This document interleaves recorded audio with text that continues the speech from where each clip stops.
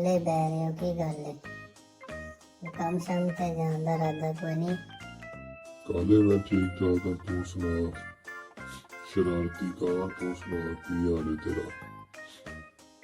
ਕਾਲਿਆ ਤੂੰ ਪੁੱਤ ਕੁਛ ਕਰਦਾ ਨਹੀਂ, ਪੂਰੀ ਦਿਹਾੜੀ ਤੂੰ ਸ਼ਰਾਰਤਾਂ ਕਰਦਾ ਰਹਿਣਾ, ਜਾਨਵਰਾਂ ਨੂੰ ਆਪਣੇ ਦਿਨ ਛੇੜਦਾ ਰਹਿਣਾ, ਚੋਰੀਆਂ ਕਰਦਾ ਰਹਿਣਾ। ਤੂੰ ਕੀ ਕਰਨਾ? ਉਹ ਤੇ ਕੰਮ ਕੋਈ ਵੀ ਨਹੀਂ ਕਰਦਾ, ਤੂੰ ਸ਼ਰਾਰਤੀ ਹੈ। ਮੈਂ ਤੇ ਬੈਠਾ ਆਰਾਮ ਦੇ ਨਾਲ, ਤੇਰੇ ਯਾਰ ਸ਼ਰਾਰਤਾਂ ਤੇ ਨਹੀਂ ਕਰਦਾ। ਬਾਜ਼ ਭਰਾ ਦੱਸ, ਮੇਰੀ ਉਮਰ ਹੈ ਕੰਮ ਕਰਨ ਦੀ?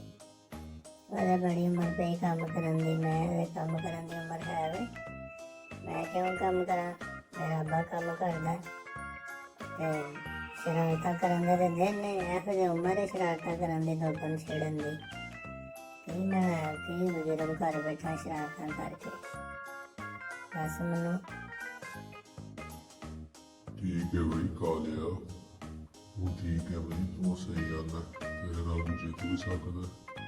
ਤੂੰ ਤਾਂ ਕਾਂ ਹੈ, ਤੇਰੇ ਨਾਲ ਅਸੀਂ ਬਹਿਸ ਕਰ ਸਕਦੇ ਹਾਂ।